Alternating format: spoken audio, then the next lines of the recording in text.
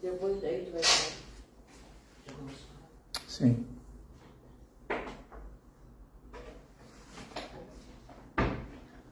Depois eu vou na cidade. Já.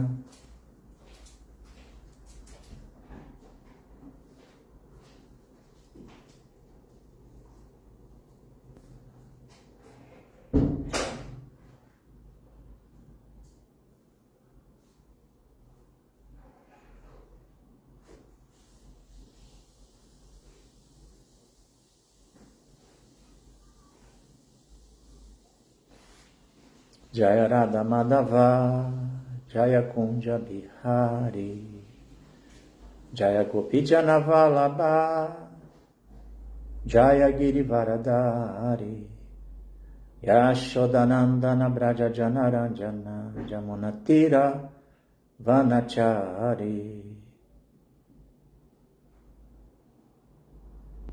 Om Namo Bhagavate Vasudevaya. Om Namo Bhagavate Vasudevaya. Om Namo Bhagavate Vasudevaya. Narayana Namaskritya Naranchaiva Narottamam Devim Saraswatim Vyasam Tato Jayan Udiraye.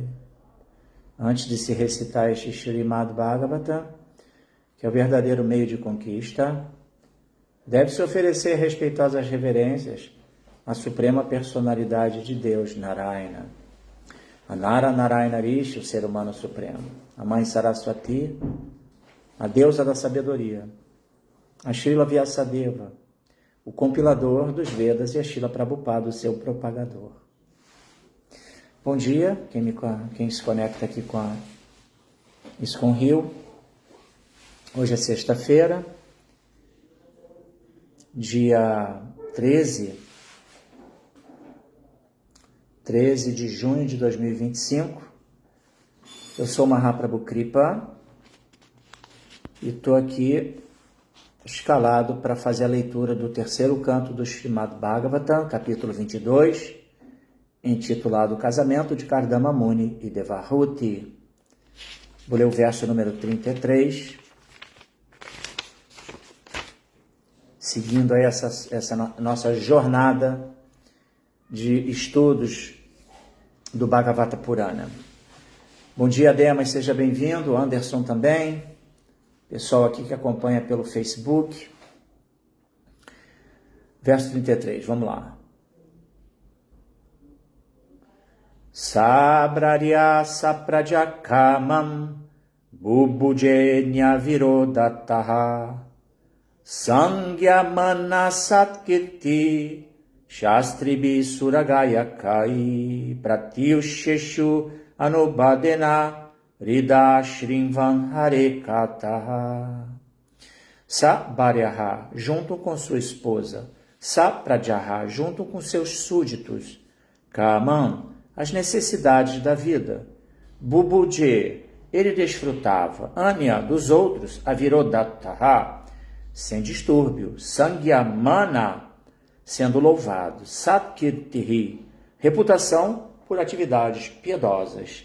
Sastribihi, junto com suas esposas. Sura Gayakaihi, por músicos celestiais. Prati Usheshu, todo amanhecer. Anubadena, estando apegado. Rida, com o coração. Shrimvan, ouvindo. Harehe, do Senhor. Hari, Kataha, os tópicos. Então vamos à tradução e significado dados por sua divina graça, Bhaktivedanta Swami Srila Prabhupada Ki Jai.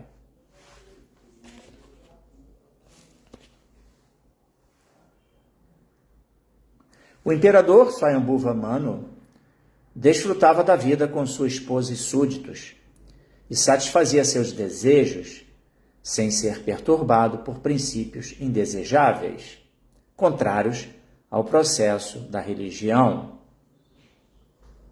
Músicos celestiais e suas esposas cantavam em coro sobre a pura reputação do imperador, que, todo dia de manhã cedo, costumava ouvir os passatempos da suprema personalidade de Deus com o coração cheio de amor. Significado: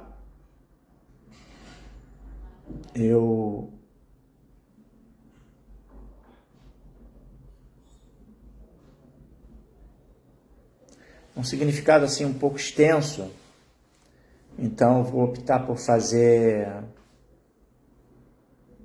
a leitura e comentar em partes. Para isso eu já vou aqui oferecer minhas reverências aos mestres espirituais, ao Srimad Bhagavatam.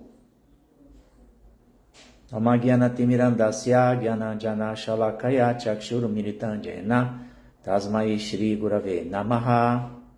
Nasci na mais obscura região da ignorância. Meu mestre espiritual está abrindo meus olhos com a chacha do conhecimento. Ofereço-lhe, portanto, as minhas mais humildes e respeitosas reverências. Namah Vishnupadaya Krishna Prestaya Bhutale Shrimate Bhaktivedanta Swamini Tramine Sirupa Sanatana Bhatta Raghunatha Siddhiva Gopal Bhatta Dasa Raghunatha Sab Goswami Prabhuskijai Manchakalpatarubhyascha Kripa Sindhubhyaivacha Patitanam Pavanebhyo Vaishnavebhyo Namo Namaha. Jaya Sri Krishna Chaitanya Prabhu Nityananda Shri Advaita Gadadhara Shivasadi Gaura Bhaktavrinda. Hare Krishna, Krishna Krishna, Hare Hare, Hare Rama, Rama Rama, Hare Hare.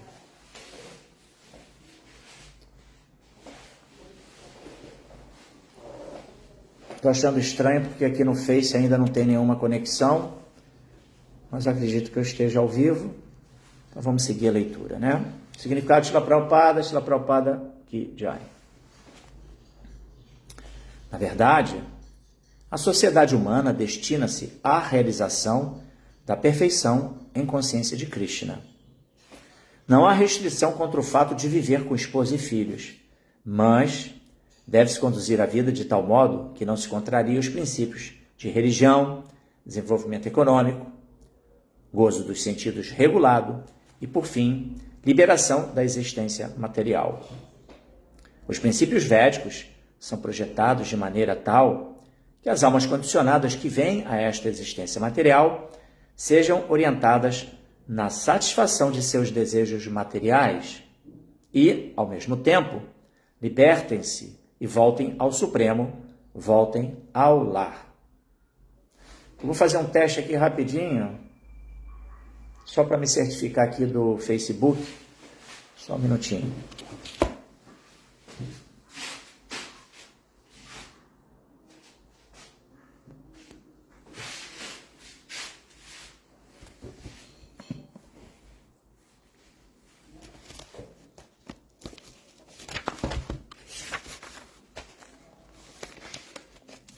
Rapidamente.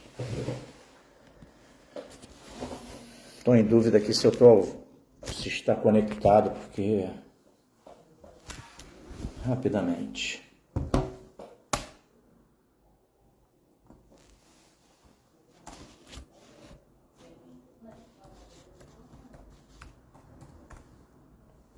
Oi, pessoal, só um minutinho, eu estou fazendo um teste aqui só para me certificar. Acho que eu estou conectado aqui pelo Facebook.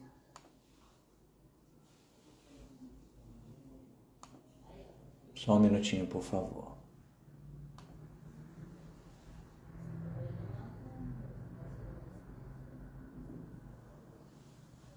Só um minutinho.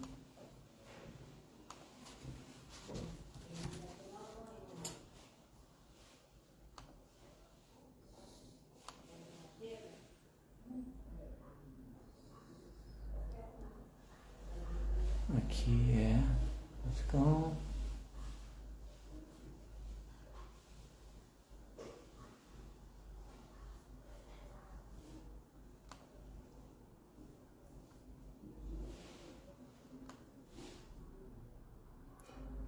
Ah, sim. Ok. Então vamos lá, vamos dar sequência. Estou conectado. Alguém que está aí pelo Facebook, se puder mandar só um alôzinho, só para me...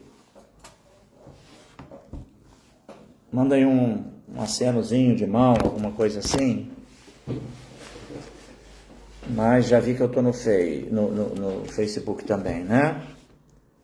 Vamos lá. Então, continuando aqui a leitura do verso 33. Estou no significado, já li o primeiro parágrafo. E aqui Srila Prabhupada, ele faz uma referência, assim, muito importante. Uma questão filosófica fundamental acerca da meta da vida, né? Nós todos nos mantivemos iludidos e ainda estamos lutando contra essa ilusão, no sentido de compreender exatamente qual o caminho a ser seguido, qual o objetivo da vida, né? Sobretudo da vida humana, aproveitar, né, que a forma humana nos capacita à indagação, cultivo de conhecimento, seja através de debates, através da mera audição, que é o instrumento mais poderoso que tem a nossa audição, através dos estudos desenvolvidos mediante a utilização dos nossos sentidos, das funções sensoriais, que permitem exatamente contemplação, elucubração, também, enfim, uma gama de possibilidades de se tentar entender o funcionamento, né, e o objetivo de toda manifestação cósmica material. Então, o Srila Prabhupada aqui está enfatizando que a sociedade humana, ela se destina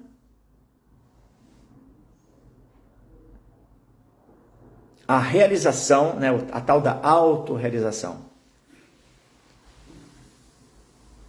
da perfeição em consciência de Krishna, consciência de Deus, né?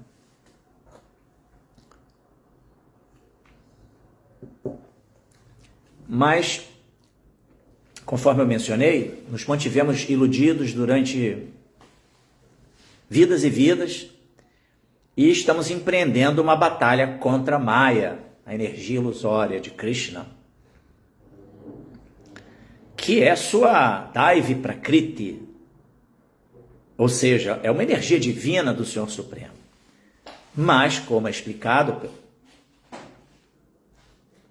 nas escrituras reveladas,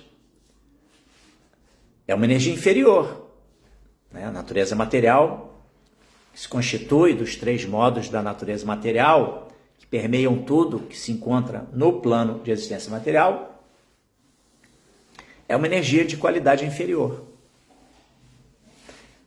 ao plano do absoluto, a energia de Yoga Maya, tá? Mas ainda assim, é super poderosa. A Maya é muito poderosa. A Maya Devi, a deidade que predomina nesse mundo material e que exerce todo esse poder e que se utiliza de muitos mecanismos para, em última análise, nos manter presos ao interminável ciclo de nascimentos e mortes. Então,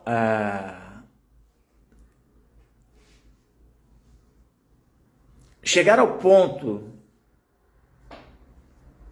de compreender tudo isso que eu falei aqui é uma grande bênção.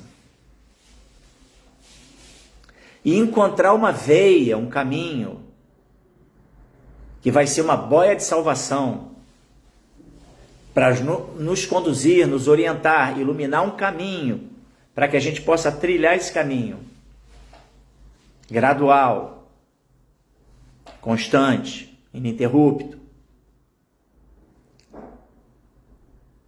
visando realizar a meta da vida. Aí então é uma bênção assim, sem precedentes. Claro, na história da humanidade sempre tiveram os messias, sempre tiveram... Porque Krishna, né? Ele está sempre buscando nos despertar, né? Então, por isso, de tempos em tempos, ele está vindo a esse mundo ou enviando alguém para esse mundo, exatamente para permitir esse nosso despertar. Jadajadahi dharmasya glanir bhavati bharata abhyutanam adharmasya tadatmanam srijami aham. De tempos em tempos, Krishna fala, sempre que ocorre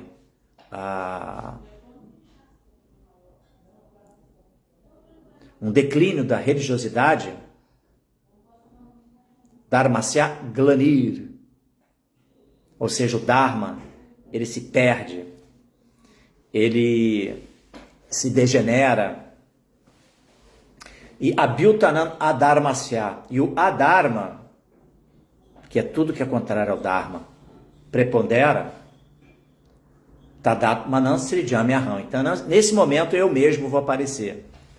Krishna fala, mas ele manda também seus enviados, ele aparece também na forma dos seus representantes. A gente tem que entender isso, né? Então,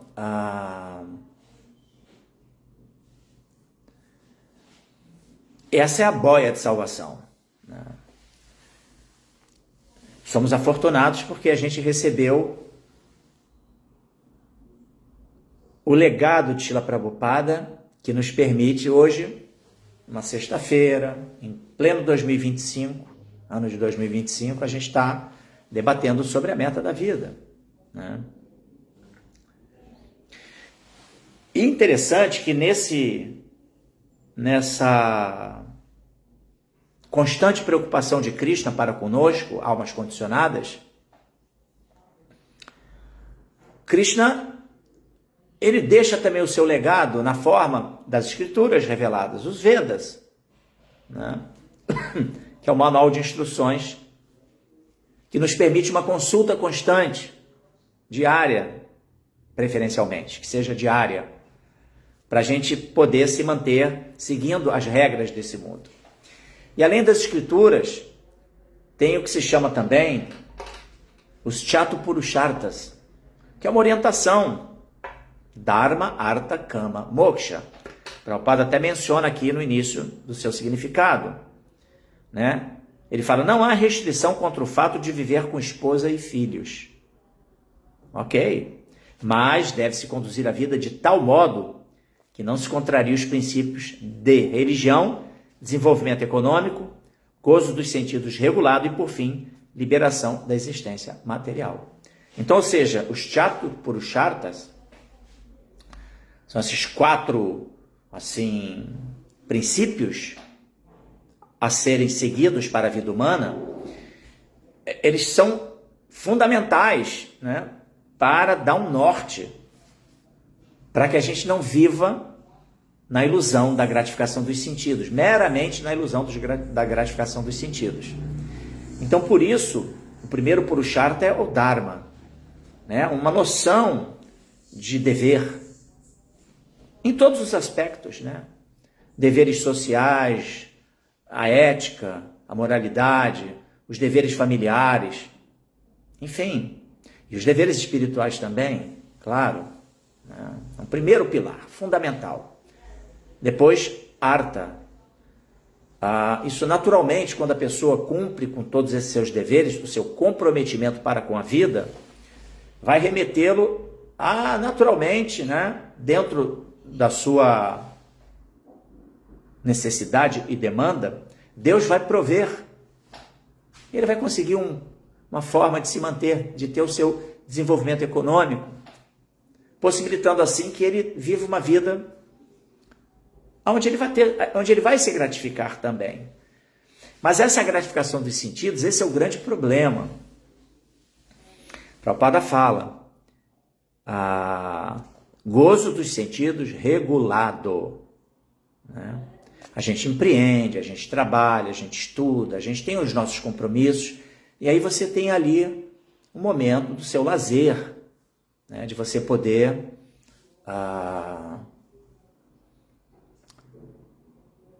ter um momento de descanso, de abstração. É natural isso. E quando tudo isso acontece sob uma orientação baseada em valores elevados, a gente está naturalmente se preparando para a liberação desse mundo material. Entendeu? Mas em última análise, como o Prabhupada finaliza, né? Tudo tem como objetivo a gente se libertar desse mundo material, voltar ao Supremo, voltar ao lar. Continuando, compreende-se que o imperador Swayambhuva Manu desfrutava de sua vida familiar, seguindo esses princípios. Aqui se afirma que de manhã cedo havia músicos que costumavam cantar com instrumentos musicais sobre as glórias do Senhor, e o imperador com sua família costumava ouvir pessoalmente sobre os passatempos da pessoa suprema. Este costume ainda prevalece na Índia em algumas famílias reais e templos. Músicos profissionais cantam com charnais e os membros adormecidos da casa gradualmente se levantam de suas camas numa atmosfera agradável. Charnais. Charnais serão o quê? Instrumentos? Algum tipo de instrumento? Eu não sei, na verdade, do que se trata isso. À noite, antes de dormir, os cantores também entoam canções em relação com os passatempos do Senhor, com acompanhamento de Charnai. E os chefes de família gradualmente adormecem, lembrando-se das glórias do Senhor.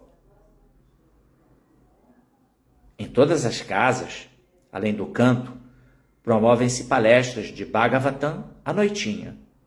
Os familiares sentam-se, fazem o Hare Krishna Kirtan, ouvem narrações do Srimad Bhagavatam e do Bhagavad Gita e desfrutam de música antes de ir para a cama. A atmosfera criada por esse movimento de Sankirtana vive em seus corações. Enquanto dormem, eles também sonham com o canto e a glorificação do Senhor. Dessa maneira, pode-se obter a perfeição da consciência de Krishna.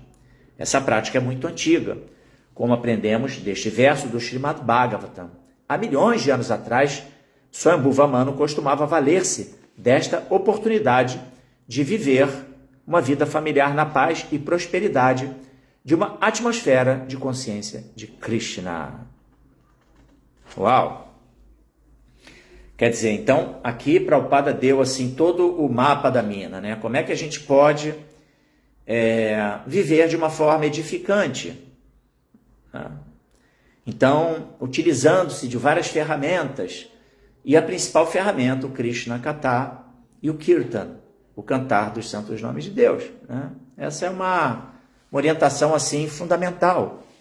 Então, e aqui Prabhupada menciona que Swayambhuva Manu, o imperador de todo mundo, né? Ele seguia essa prescrição, ele tinha esse costume. Interessante como Prabhupada traz assim elementos culturais daquele pedaço de terra chamado de Índia, já há algumas centenas de anos, mas que ali se concentrava a Bharatavarsha, o centro de todo o mundo, né? O local mais importante onde Krishna executou seus passatempos, né?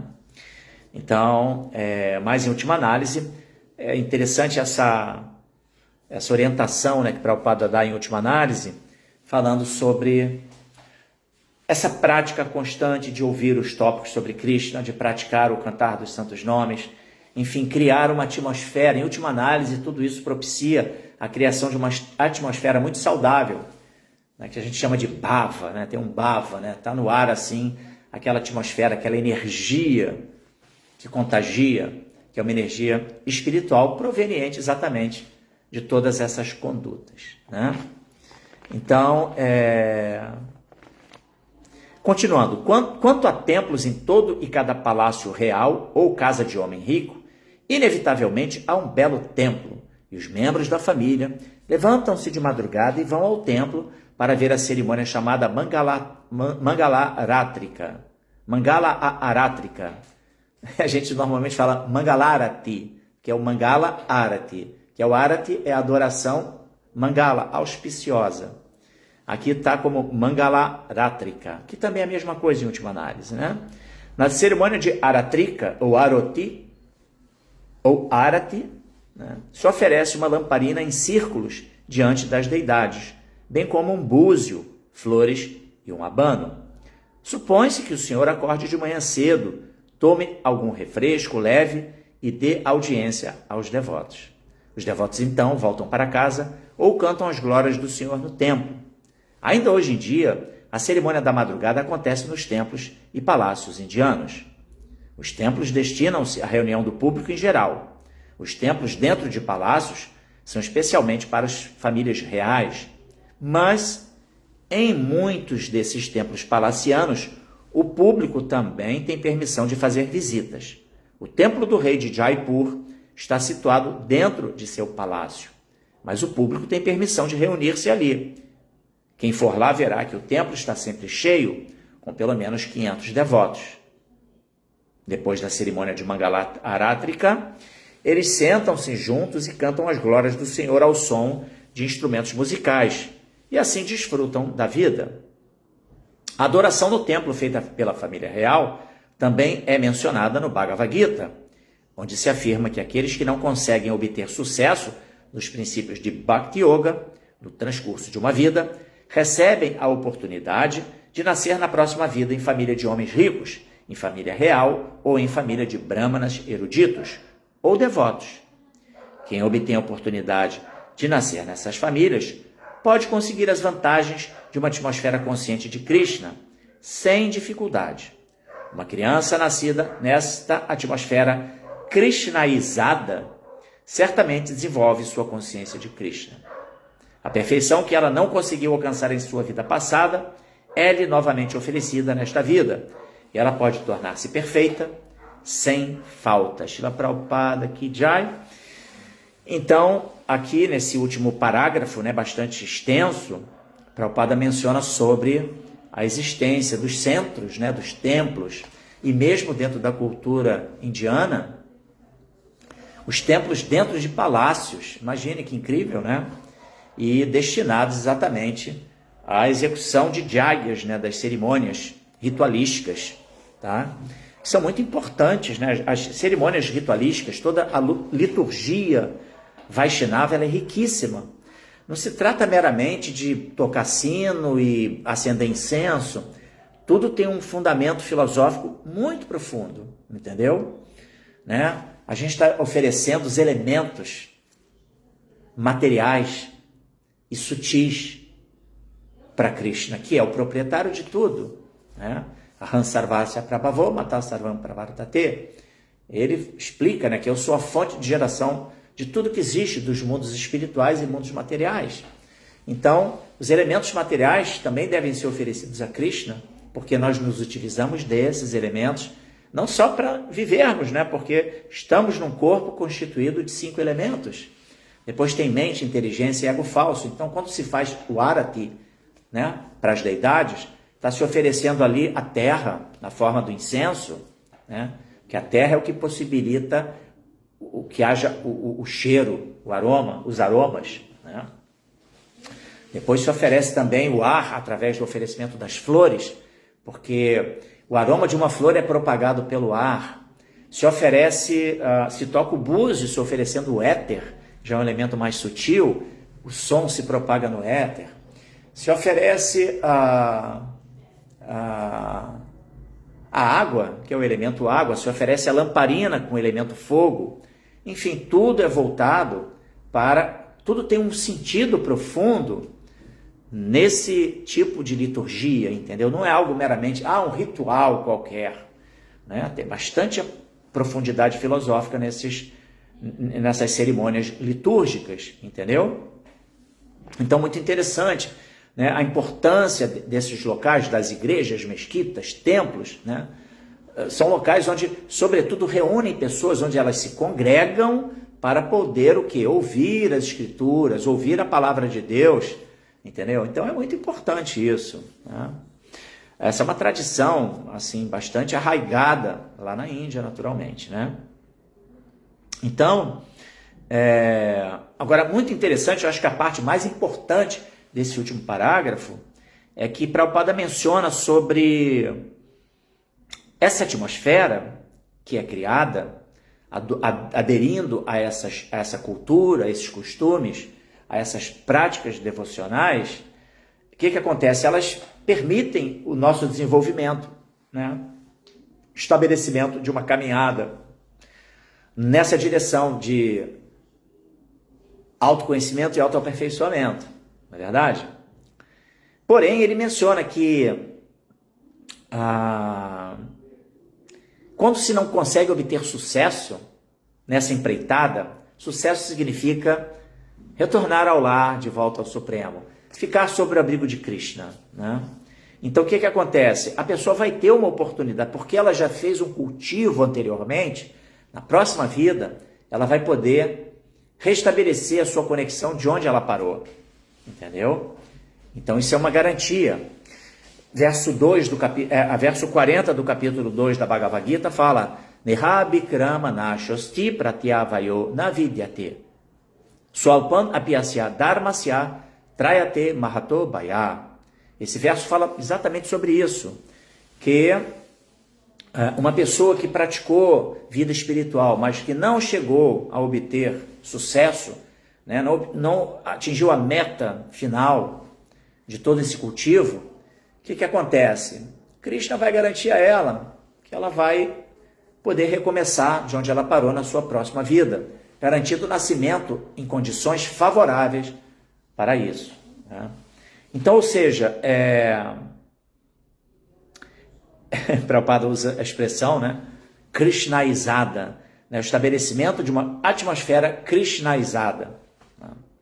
Muito interessante isso, que é exatamente mediante as práticas devocionais, né, a consciência de Krishna, todo o sadhana bhakti, a gente vai poder criar essa atmosfera krishnaizada e, consequentemente, nos iluminarmos, né? A ideia é essa, né? E muito interessante isso, né? Esse favor de Deus, né?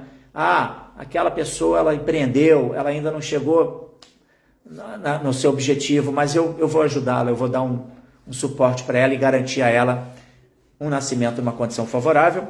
A gente sabe que, na verdade, as almas espirituais, elas são alocadas, né, exatamente em famílias, né? Elas surgem de relacionamentos de casais, né? A procriação natural, né? A maneira com que se dá a perpetuação das espécies, mas o aspecto místico, né, de que cada alma vai nascer numa circunstância específica para que ela possa ali obter, né, aquilo que ela cultivou na sua vida anterior.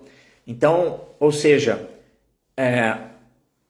o grau de consciência de um casal, né, como eles lidam com a vida, com a percepção deles com a vida e a maneira com que eles interagem dentro do viés da sexualidade, né, do intercurso sexual e, consequentemente, procriando a partir daí, a alma que vai se alojar no ventre materno é diretamente proporcional ao grau de consciência que os pais cultivam, entendeu? Em regra, claro, em regra, tá? A gente tem o caso de Prahlada Maharaja, que tinha pais demoníacos, mas era um devoto, era como se diz, um santo entre os demônios, né? Imaginem, né? Mas claro, aí é um passatempo de Krishna, aí é outra coisa, aí tem todo um teatro transcendental por trás disso que Krishna executa, né, para deixar o seu legado, o conhecimento, para que a gente possa se socorrer desse legado, né? Mas em regra é assim que acontece, né? A alma vai nascer lá numa determinada circunstância, porque é o que ela precisa e é o ambiente que está sendo cultivado pelos pais, né? Então tem essa correlação direta. E uma vez que a gente entrou num caminho de busca espiritual, a gente não chegou no final e não se deu bem, entendeu? Então aí Krishna vai falar, não, esse aqui já estava estudando, já estava se dedicando, ele já andou para frente, deixa eu garantir a ele um nascimento numa condição favorável para ele poder continuar dali, né?